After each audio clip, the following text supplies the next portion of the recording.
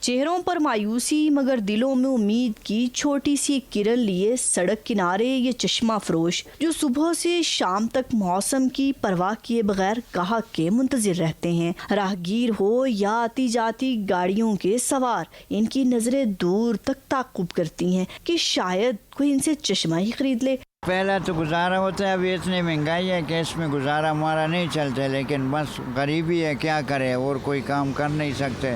ملک میں مہنگائی کیا بڑھی، حالات نے لوگوں کو صرف ضروریات تک محدود کر کے رکھ دیا اور اب تو شہری 200-300 روپے کا چشمہ خریدنے سے بھی کترانے لگے ہیں. پیچھے سے جو مال 60-70 کا آتا تھا ابھی 160-170 کا بھی مل رہا ہے، 100 روپے اس میں بھی بڑھائی گئی ہے.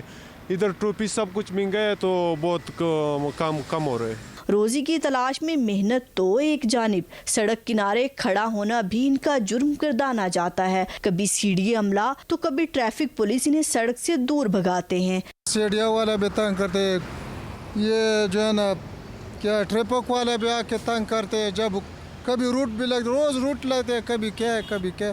بےزتی بھی کرتے ہیں، کہتے ہیں ادھر سے ہٹاؤ، اس روڈ پہ لگاؤ، اس روڈ پہ لگاؤ. ایسا روڈ کہتے ہیں کہ اس روڈ پہ کام نہیں ہوتا. پھر چشمہ فروش مزدوروں کا مزید کہنا تھا کہ محنت سے نہیں گھبراتے، لیکن گزارا مشکل ہوتا جا رہا ہے. سڑک کنارے گرمی سردی کی پرواہ کیے بنا چشمے بیچتے یہ محنت کش صبح سے شام کسی مسافر کی راہ تکتے تکتے گزار دیتے ہیں.